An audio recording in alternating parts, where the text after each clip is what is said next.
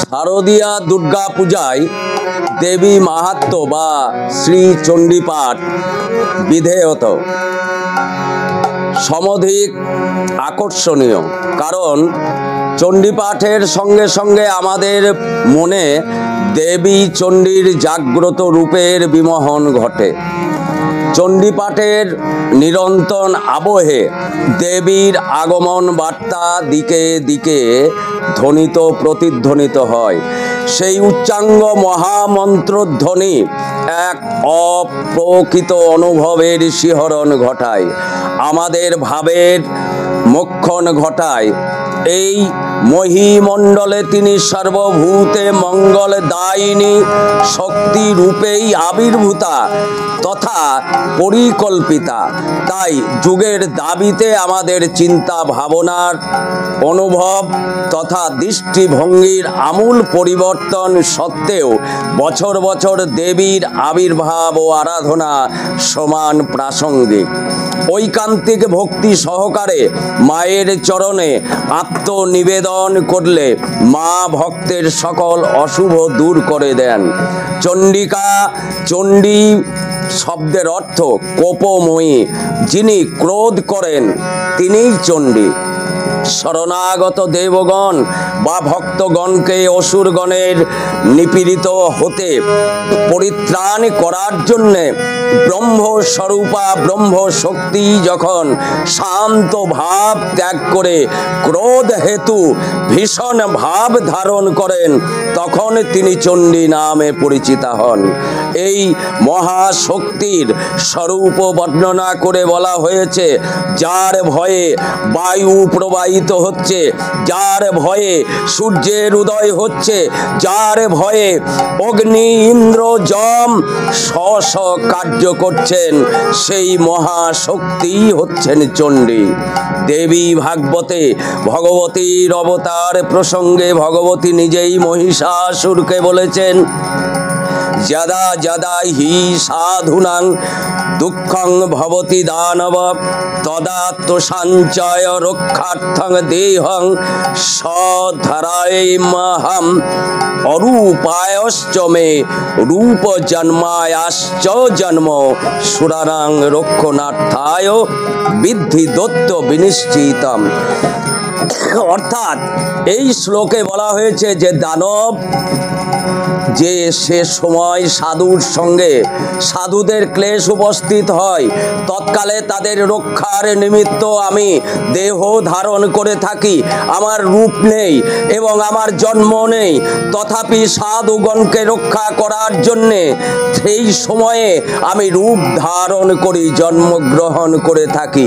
হে মহাশক্তি, যুগে যুগে অবতীর্ণা হয়ে আসুরি শক্তিকে দলন করে জগতে দেবরাজ সংস্থাপন করে তিনি ভগবতী চণ্ডী। এই চণ্ডী রূপে শম্ভু, নিশম্ভু, রক্তবীজ, মহিষাসুর প্রভৃতি ভয়ঙ্কর দৈত্যের নিধন করেন। চণ্ডিকার বিভূতি সকল সুকৃতি গানের গৃহে তিনি লক্ষ্মী রূপে বিরাজমানা।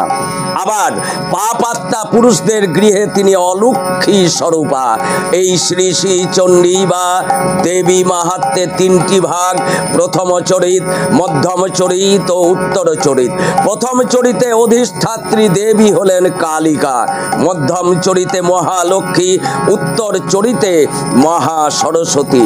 এখানে সেই কালী রূপে রাজস্বী শক্তি, মহালক্ষ্মী রূপে এবং সে শক্তি রূপে কাটক্তি আর মহা সরস্বতী রূপে বর্ণিত হয়েছেন তিনি।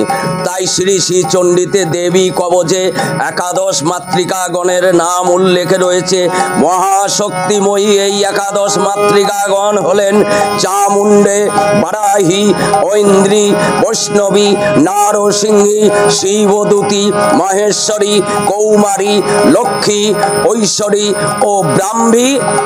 ঋগ্বেদে সপ্ত মাতৃকা হচ্ছেন ব্রহ্মাণী, ব্রহ্মাণী মাহেশ্বরী বৈষ্ণবী ইন্দ্রাণী কৌমারী বারাহী নারসিংহী চামুন্ডা। তাই শ্রী শ্রী চণ্ডীতে দেবী কবচে নবদুর্গার উল্লেখ আছেন, ডামরতন্ত্রে অষ্টমাতৃকারও উল্লেখ আছে। এই অষ্টমাতৃকা হলেন ব্রাহ্মী মাহেশ্বরী কৌমারী বৈষ্ণবী বারাহী নারসিংহী চামুন্ডা ঐন্দ্রী। আবার শ্রী শ্রী চণ্ডীতে রক্তবীজ বধের সময় সেই 9 মাতৃকার উল্লেখ আছে, ব্রহ্মাণী মাহেশ্বরী কৌমারী বৈষ্ণবী বারাহী নারসিংহী ঐন্দ্রী কালী ও চামুণ্ডে শিবদূতী। আমাদের মধ্যযুগীয় বাংলা কাব্যধারায় মঙ্গল কাব্যের বিশেষ স্থান করে নিয়েছেন। তাই দেবী চণ্ডীর মাহাত্ম্য যেমন কাল কেতু ফুল্লরা ধনপতি সদাগর ও সীমন্ত সদাগরের উপাখ্যানে উল্লেখযোগ্য। বাংলার গ্রামে গ্রামে চণ্ডী মাতা বিশেষ জনপ্রিয়। মালদহ, মুর্শিদাবাদ, বীরভূম, বর্ধমান আর 2 মেদিনীপুর জেলায় একাধিক স্থানের নাম রয়েছে, যেমন চণ্ডীপুর, এছাড়া চেঁচাই চণ্ডী, যোধ চণ্ডী, কাপাই চণ্ডী, কঙ্ক চণ্ডী, স্বর্ণ চণ্ডী, গৈরী চণ্ডী, পাতাই চণ্ডী, লটাই চণ্ডী, বেলে চণ্ডী, যোধ চণ্ডী, শিবাই চণ্ডী, চণ্ডী বাটি, দেউল চণ্ডী, চণ্ডী পুকুর, চণ্ডী গাছা।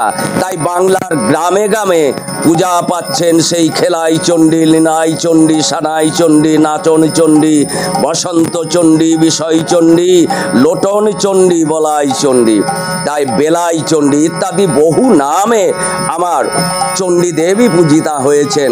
তাই চণ্ডী আর দেবী দুর্গা তাদের মাহাত্ম্যের জন্য আমরা বছরের ঘুরে আজকে সেই শুভ লগনে বছর ঘুরে যে আর দুর্গা পূজা তার আরাধনার জন্য জগৎবাসী মাতোয়ারা হয়েছেন, তার জন্যেই আজ আমাদের ক্ষুদ্র নিবেদন।